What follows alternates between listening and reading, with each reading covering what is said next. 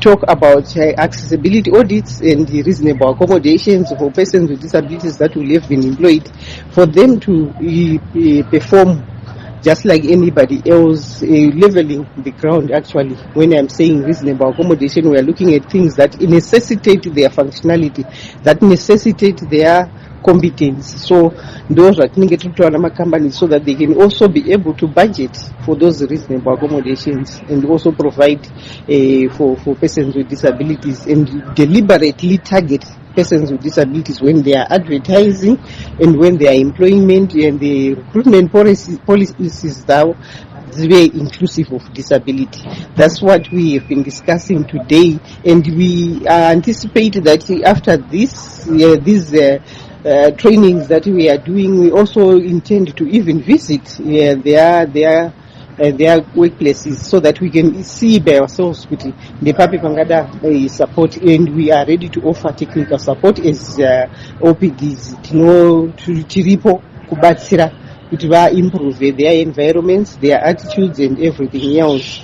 And we anticipating that the rate each employer one disabilities in the private sector is going to improve. NASCO and Ford Peace are powerful voices supporting the rights of persons with disabilities. These organizations have played an active role in bringing the nation to the stage it's at now. A type of barrier which is attitudinal in nature. Attitudes include negative perceptions about disability, misconceptions, myths about disability, wrong beliefs about disability.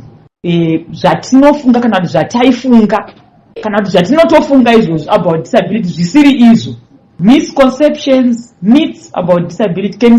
Can I have two people to share what people think about disability but zvisiri izvo zvinozokonzeresa kuti tiite negative attitudes? On my side, I've heard that as a parent, if you give birth to a baby with disabilities, it's form of a punishment from God that you have sinned or you have done something bad and God is punishing you. So in terms of albinism, because I have albinism, they say that it's a curse. Your parents are cursed. That's why they gave birth to someone with albinism. The private sectors have been slow in taking up this cause. However, employers are starting to recognize the benefits of disability inclusion in the workplace. Someone can be born with disability, and it's very, very important to understand that someone with disability and someone without disability, they're all equal. They're supposed to be treated equally.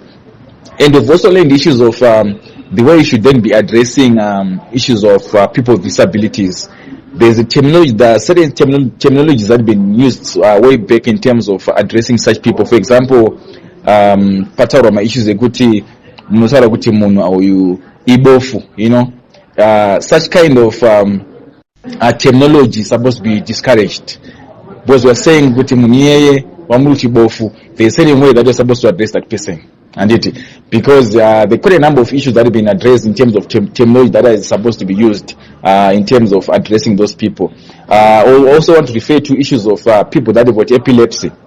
I've also learned that someone with epilepsy is also a disability. And for organizations, I also implore for private companies to say, for someone that is epilepsy, do not discriminate them, embrace them, and also employ them in terms of the workplace. For example, I've seen, I didn't know rather to say someone with epilepsy is a condition that is a disability.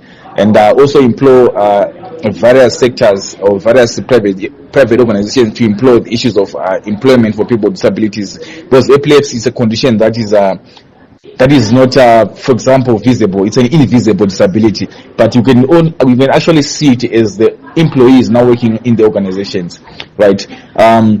Another issue that we've also learned to ensure that embracing people with disabilities in the workplace is very important. When you then employ these people, it's also very important to actually assist with giving them an aid to ensure that that person is someone that is responsible for that person on a day-to-day basis. For example, I want to give a reference to someone who doesn't speak or hear, but that person can actually execute my duties properly. It's very, very important for you as an organization to employ a person who's then in age to assist that person in terms of sign language, for example, whenever that person is talking, they're able to be responded to, and when they've got questions, they then speak with that person using sign language, and that person can then refer back to the audience in view of that. And this training program also is very, very important in terms of being aligned to it, because there are certain benefits that we then get through these organizations that are representing people with disabilities. We talk of issues of them coming through to organizations, imparting trainings to employers or any organization to say, how are you supposed to be training? How are you supposed to be handling people with disability in the workplace?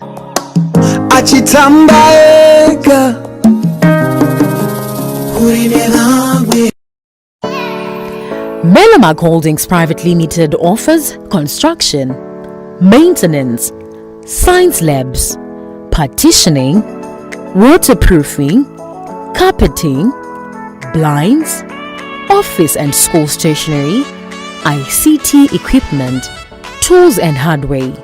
Visit us at number 1 Kwame Nkrumah Avenue, Block 3, 2nd floor, Suite 15, South Wing, Harare. Or email us at melamacinvestments@gmail.com, or get in touch with our sales and marketing on 0718-923-071 or 0242-756-470 up to 1. Melamag Holdings Private Limited, turning to the latest style and design.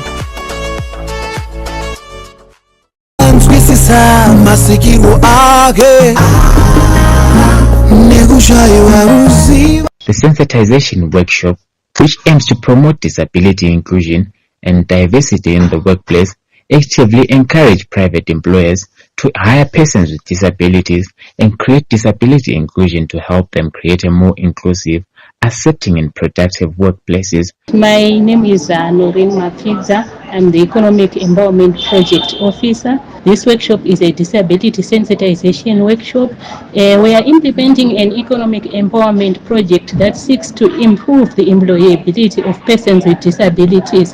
Therefore, we are engaging with employers, sensitizing them on disability issues. That's why we are having this workshop. We want them to be sensitized on issues to do with disabilities. We want them to appreciate that persons with disabilities are capable of being employed and are capable of delivering just like any other person. So this workshop is very important to employers because we are raising awareness. We are also sensitizing them to maybe at the end of the workshop we will have an increase of persons with disabilities who get wage employment. The Economic Empowerment Project is being implemented in 2 sectors, that is the job seekers pathway as well as the job creators pathway. So this workshop promotes the job seekers pathway because it promotes the employability of persons with disabilities. This workshop has seen many private companies appreciate the sensitization as it enlightens them with the rich skills of persons with disabilities. This is a very powerful initiative, and I've really learned quite a lot just to start knowing about the difference between impairment and disability. Kazhinji kacho tinofunga kuti kana munhu achinzi what we actually define as disability is actually impairment, but tikazowedzera mabarriers, how we interact nema-impairments atinenge tichiona akasiyana-siyana, that is what forms what is called disability. Ndadzidza, and even in terms of terminology, kazhinji kachona inini kazhinji ndaiwanzotaura kuti people living with disabilities without knowing kuti it's persons with disabilities. Zvakakosha kukwanisa kudifferentiate zvinhu zvakadaro, and as the private sector you find that most of us patinotanga mabusinesses edu atiise structures in place that's actually accommodating, knowing that we are equal, that are inclusive, and we know the issues to do with inclusion and how important inclusion is to all of us. Ndadzidza again about nyaya yekuziva kuti even in our education system vana vedu vanofana macurricula edu anofana kupromote the kind of language in terms of how we are interacting with persons with disabilities. So thank you so much. We are hoping that as a nation and even as a people, we are going to be encouraging and or making my efforts, even in terms of our systemic thinking, some efforts even in our organizations, kana kudzimba, kuchinja our mindset and even our heart set conditions regarding disability. It's about demystifying disability. Other issues such as reasonable accommodation and discrimination have also been articulated. My name is Precious Chakuma. We had a sensitization trainings for companies that we have on board for the economic empowerment projects that we've been implementing in Zimbabwe and Bulawayo,